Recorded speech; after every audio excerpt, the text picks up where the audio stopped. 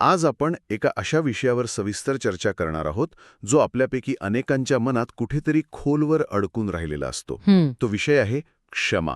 आपल्यापैकी बऱ्याच जणांना असं वाटतं की मला त्या व्यक्तीला माफ करायचंय. माफ केल्याने माझंच भलं होईल हे कळतंय, पण मन तयारच होत नाही. हा जो मनाचा संघर्ष आहे तो नेमका का होतो? आपण स्वतःलाच का अडकवून ठेवतो? आणि हा संघर्ष होणं खूप स्वाभाविक आहे, कारण क्षमा ही वाटते तितकी सोपी गोष्ट नाही. अजिबात नाही. यामागे खूप खोल मानसिक आणि भावनिक कारणं दडलेली आहेत. आज आपल्याकडे the anatomy of forgiveness, healing the burdened mind यातील काही अंश आहेत, ज्याच्या आधारे आपण हे समजून घेणार आहोत की मन नेमकं अडतं कुठे आणि यातून बाहेर पडण्यासाठी कोणते व्यावहारिक मार्ग असू शकतात. यात काही आश्चर्यकारक गोष्टीही आहेत.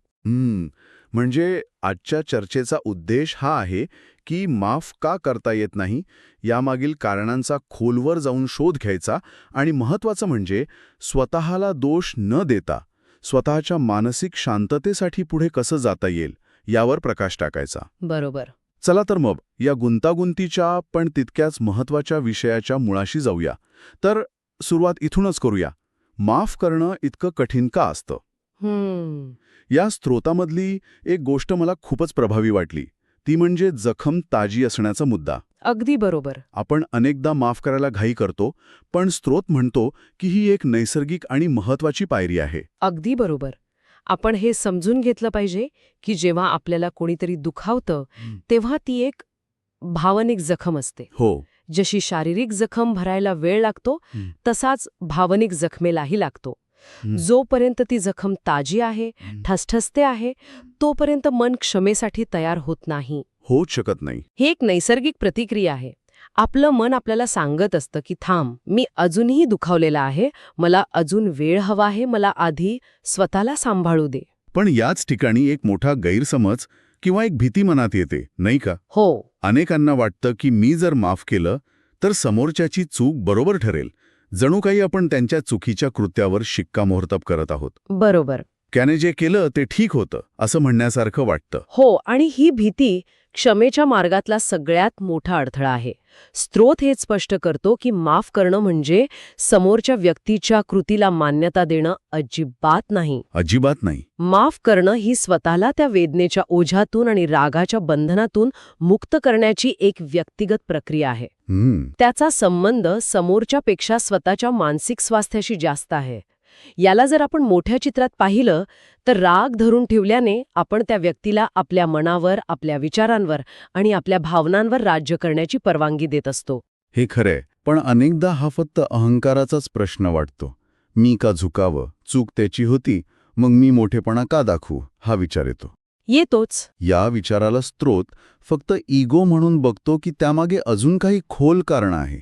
खूप छान मुद्दा मांडला. स्त्रोत याला फक्त अहंकार म्हणत नाही, तो याला संरक्षणात्मक अहंकार म्हणजे प्रोटेक्टिव्ह इगो म्हणतो. अच्छा. म्हणजे हा आपल्या मनाचा तो भाग आहे जो म्हणतो मला पुन्हा दुखावले जायचे नाही. त्यामुळे तो तुमचा शत्रू नाही, तर तुमच्या मनाचा एक जखमी सैनिक आहे जो पहारा देत आहे. वाह. तो म्हणतो जर मी सहज माफ केलं तर मी पुन्हा दुबळा ठरेन आणि मला पुन्हा त्रास दिला जाईल. त्यामुळे त्याला फक्त इगो म्हणून बघणं ही त्या आवाजावर अन्याय करण्यासारखं आहे. वाह, जखमी सैनिक. ही कल्पनाच खूप काही सांगून जाते. म्हणजे तो आवाज आपल्याला त्रास देण्यासाठी नाही, तर आपलं संरक्षण करण्यासाठी असतो. अगदी. आणि यातच शेवटचा आणि कदाचित सगळ्यात मोठा अडथळा येतो, न्याय न मिळाल्याची भावना. माझ्यावर जो अन्याय झाला त्याचं काय, हा प्रश्न मनाला शांत बसू देत नाही. तो सतत आतून पोखरत राहतो. अगदी. जोपर्यंत मनाला कुठल्या तरी स्वरूपात न्यायाची भावना मिळत नाही, तोपर्यंत एक क्लोजर मिळत नाही, बरोबर, तोपर्यंत ते प्रकरण संपलं असं आपलं मन मानत नाही. आता गंमत अशी आहे की हा न्याय आपल्याला वेगवेगळ्या मार्गांनी मिळू शकतो. अच्छा. कधी समोरच्याने मनापासून माफी मागण्याने मिळतो, कधी परिस्थिती बदलल्याने मिळतो, तर कधी आपण स्वतःच त्या घटनेला एक वेगळा अधिक प्रगल्भ अर्थ दिल्याने मिळतो. पण जोपर्यंत तो क्लोजर मिळत नाही तोपर्यंत क्षमेची प्रक्रिया तिथेच थांबून राहते. म्हणजे या सगळ्याचा अर्थ असा आहे की माफ न करता येणं हे काहीतरी चुकीचं किंवा ॲबनॉर्मल असण्याचं लक्षण नाही. यामागे ठोस मानसिक कारणं आहेत. हे ऐकूनच मनावरचं अर्ध ओझं कमी झाल्यासारखं वाटतं. पण मग मनात प्रश्न येतो की ठीक आहे, ही कारणं आहेत, पण या ओझ्याची किंमत कोण मोजतंय? ज्या व्यक्तीला आपण माफ करू शकत नाही ती व्यक्ती रोज या त्रासात जगत असते का? नाही, बहुधा नाही. बरोबर. ती व्यक्ती कदाचित आपलं आयुष्य जगत असते. त्यांना कदाचित याची जाणीवही नसते की त्यांच्या कृतीमुळे आपल्या मनावर इतका खोल परिणाम झाला आहे. बरोबर. पण आपलं मन मात्र रोज त्या प्रसंगात, त्या वेदनेत अडकून राहतं. त्याचे परिणाम आपल्यावरच दिसतात. या स्रोतामध्ये एका संशोधनाचा उल्लेख आहे, ज्यात असं दिसून आलं की जे लोक राग मनात ठेवतात त्यांच्या शरीरातील कॉर्टिसॉल नावाचा स्ट्रेस हॉर्मोन सतत वाढलेला असतो. अच्छा. याचा थेट परिणाम त्यांच्या रक्तदाब आणि हृदयाच्या आरोग्यावर होतो. अरे बापरे, म्हणजे हा फक्त मानसिक त्रास नाही तर शारीरिक त्रास सुद्धा आहे. हो. म्हणजे आपण दुसऱ्याला धडा शिकवायला जातो आणि स्वतःच्याच आरोग्याचं नुकसान करून घेतो. किती विरोधाभास आहे नाही का? अगदी. म्हणूनच स्रोतामध्ये एक वाक्य आहे, माफ न करणं ही समोरच्याला दिलेली शिक्षा नसून स्वतःला दिलेली शिक्षा आहे. हे खूपच प्रभावी आहे. आपण एका अदृश्य तुरुंगात स्वतःलाच कैद करून ठेवतो. हे असं आहे की आपण एक गरम कोळसा दुसऱ्यावर फेकण्यासाठी हातात धरून ठेवलाय. पण तो कोळसा सगळ्यात आधी आपलाच हात जाळतो. भार पूर्णपणे आपलाच असतो. आणि तो कोळसा फक्त हातच नाही तर आतून संपूर्ण शरीर जाळत असतो. हे सगळं ऐकून मनात येतं की ठीक आहे, हे ओझं माझ्यावरच आहे हे कळलं. ते शारीरिक आणि मानसिकदृष्ट्या किती हानिकारक आहे हेही समजलं. हो. पण आता यातून सुटका कशी करायची? या मानसिक तुरुंगाची चावी कुठे आहे? स्रोतामध्ये याबद्दल काही ठोस उपाय दिले आहेत का? हो, नक्कीच दिले आहेत. आणि त्यातला पहिला आणि सगळ्यात महत्त्वाचा उपाय आहे स्वतःला वेळ द्या. माफ करणं ही एक प्रक्रिया आहे, एका रात्रीत होणारी गोष्ट नाही. ती एक शर्यत नाहीये. स्वतःवर दबाव टाकणं टाळलं पाहिजे. बरोबर. आज नाही जमलं तरी चालेल, मी प्रयत्न करतोय हे महत्वाचं आहे, असं स्वतःला सांगणं खूप गरजेचं आहे. प्रत्येक व्यक्तीचा बरे होण्याचा वेग वेगळा असतो. पण आपल्या समाजात अनेकदा जस्ट गेट ओव्हर इट किंवा विसरून जा असं सांगून दबाव टाकला जातो. हो, खूप जास्त.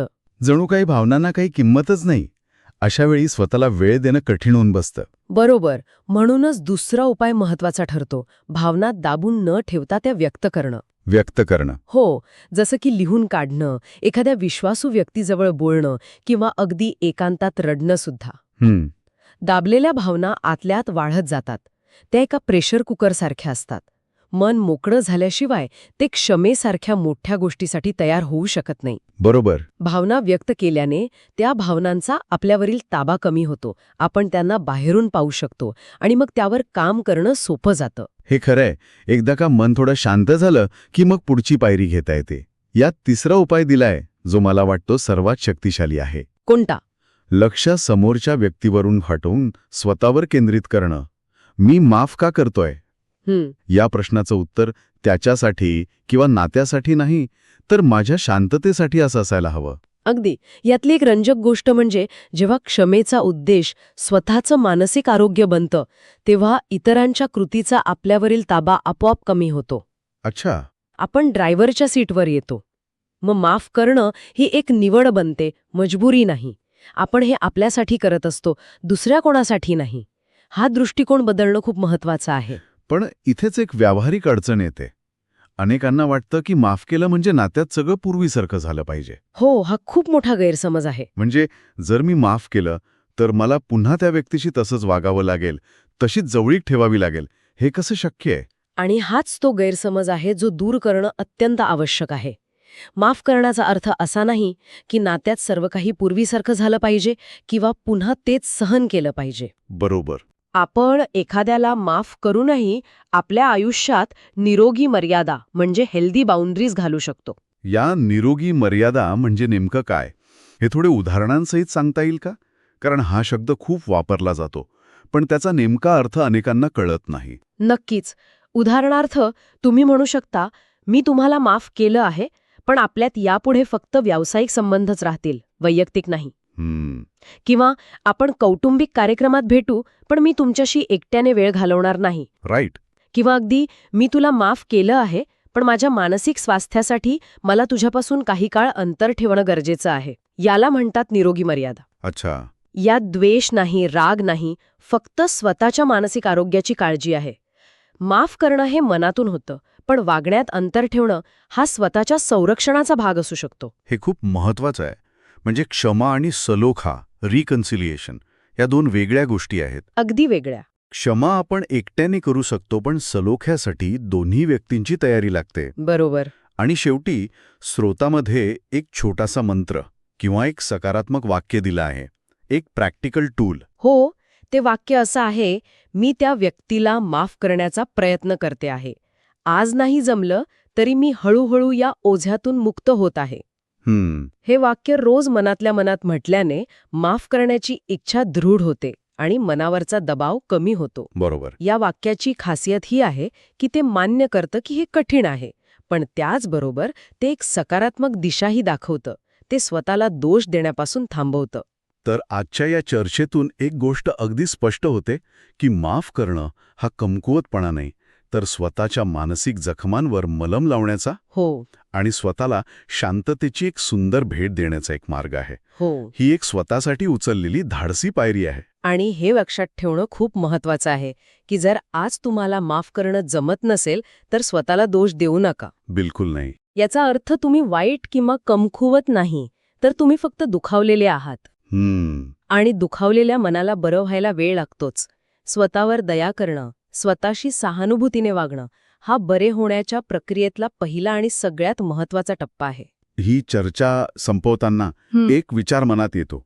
आपण नेहमी दुसऱ्या व्यक्तीला माफ करण्याबद्दल बोलतो, हो, पण त्या संपूर्ण घटनेनंतर झालेल्या त्रासाबद्दल आणि कदाचित त्या परिस्थितीत स्वतःला अधिक चांगल्या प्रकारे वाचवू न शकल्याबद्दल आपण कधी स्वतःला माफ केलंय?